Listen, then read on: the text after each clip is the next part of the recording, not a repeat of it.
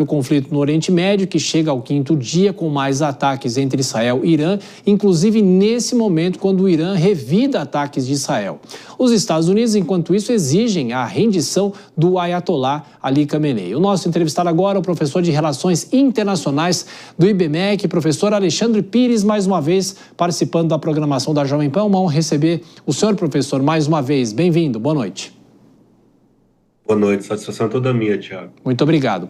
Bom, professor, agora há pouco a gente noticiava que Israel atacava alvos do Irã, principalmente em Teherã, e agora vem a resposta, ou seja, é uma guerra aqui e lá, lá e cá. E é impossível, professor, a gente já discutia isso aqui, de dimensionar quais são as bases para um conflito como esse durar muito ou durar pouco.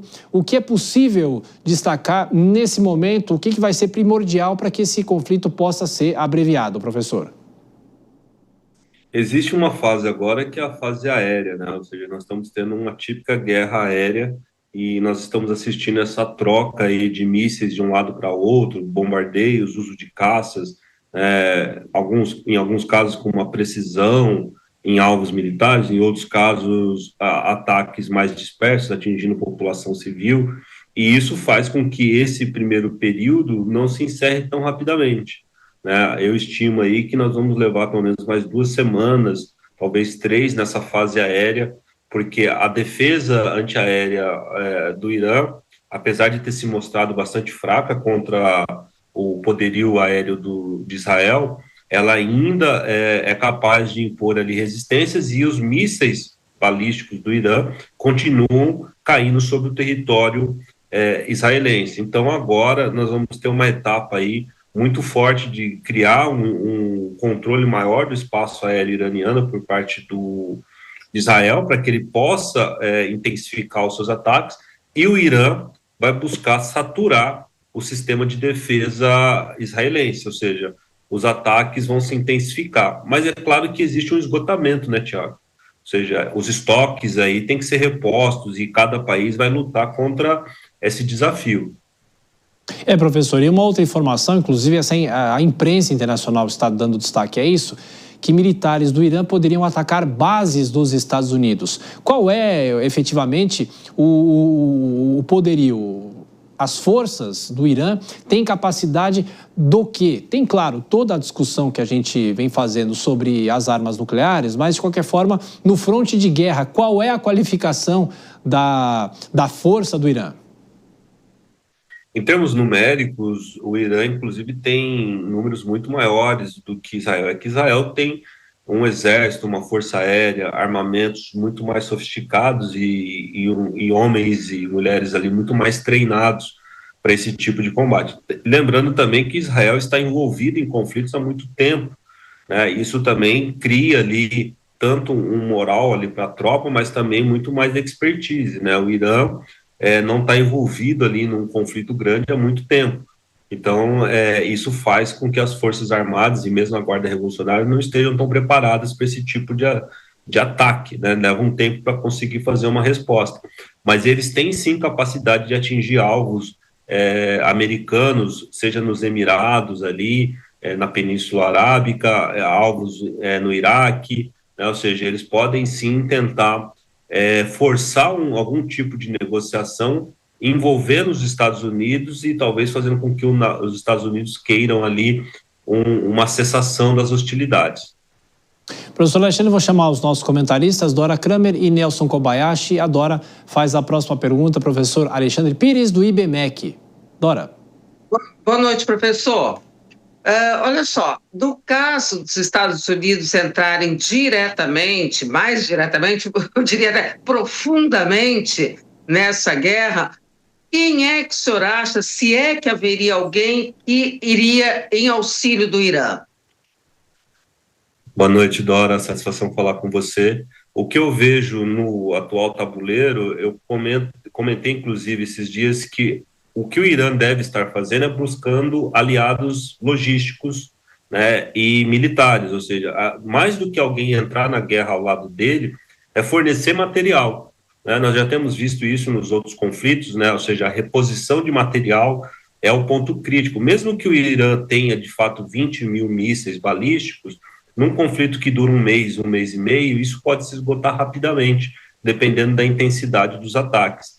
Além do fato de muitos desses estoques serem destruídos pelos ataques de Israel. Então, eu acredito que a Rússia poderia buscar ser um aliado geopolítico, talvez um aliado militar, e também, né, ela poderia procurar ali um apoio da Coreia do Norte, que deve ter muito estoque militar para oferecer. Da China, eu acredito que não. A China já tem uma posição que ela busca consolidar agora no Afeganistão, então acho que ela não vai estender o conflito e nem vai colocar em risco essa posição que foi ganha ali às custas dos Estados Unidos. Então eu acredito que hoje, talvez uma aproximação do material bélico existente na Coreia do Norte e a busca de um aliado geopolítico e talvez logístico e técnico do lado da Rússia. Nelson Kobayashi, a sua pergunta. Koba. Professor, a Dora perguntou de quem poderia estar do lado do Irã. A minha pergunta é do outro lado, voltando a falar do Donald Trump, porque nas suas redes sociais hoje ele fez uma manifestação, na primeira pessoa inclusive, dizendo: nós temos o controle completo do espaço aéreo, né? Como isso é recebido na diplomacia internacional, se isso já compreende os Estados Unidos participando ativamente e não só como alguém que auxilia o Estado de Israel? Boa noite, Nelson. Prazer também estar com você novamente. Olha, quando a gente olha o que os Estados Unidos têm feito, tem sido um jogo um pouco duplo, né? Ele vinha fazendo uma negociação e ao longo dos últimos 5 dias as falas do presidente Trump têm ficado mais contundentes. Nós sabemos que logo nos primeiros 2 dias, um destroyer americano lá impediu que alguns mísseis atingissem Israel, interceptou-os. Mas o que eu vejo nesse momento é que os Estados Unidos têm buscado ali usar o ensejo desse conflito para fazer com que o Irã aceite os termos de desmantelamento do seu programa nuclear, ameaçando, inclusive, que os Estados Unidos podem apoiar no conflito, e mais, né, hoje acho que a fala foi a mais contundente, que os Estados Unidos saberiam onde está o Khamenei, que é o líder supremo ali, político e religioso, e também que poderiam autorizar, sim, o assassinato dele. Ô professor, e mais uma questão, o governo dos Estados Unidos fechou por 3 dias, pelo menos, a embaixada em Jerusalém. Uma cidade sagrada, uma cidade que, claro, que sofreu relativamente pouco desde o início da guerra entre Israel e Hamas, mas, é claro, é sempre uma cidade que há uma preocupação por causa da questão histórica. De que forma o senhor acredita que esse movimento dos Estados Unidos tem a ver também com uma preocupação com essa cidade, já que existem riscos, né? Sim, para nós dimensionarmos ali a força militar de um país, muitas vezes é só com esse teste que é feito no teatro de batalha, ali na batalha ocorrendo. E nós, o mundo, descobriu claramente que o Irã tem sim capacidade de atingir o território israelense em todos os pontos.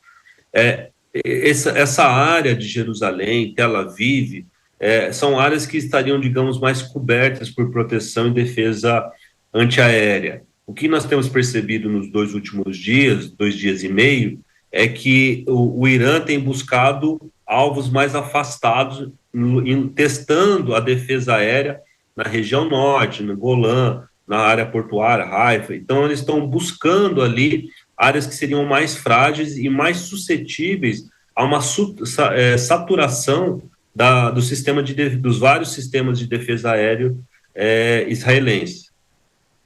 Perfeito. Conversamos com o professor de Relações Internacionais do IBMEC, Alexandre Pires. Mais uma vez, professor, muito obrigado pela atenção, pela gentileza, bom descanso.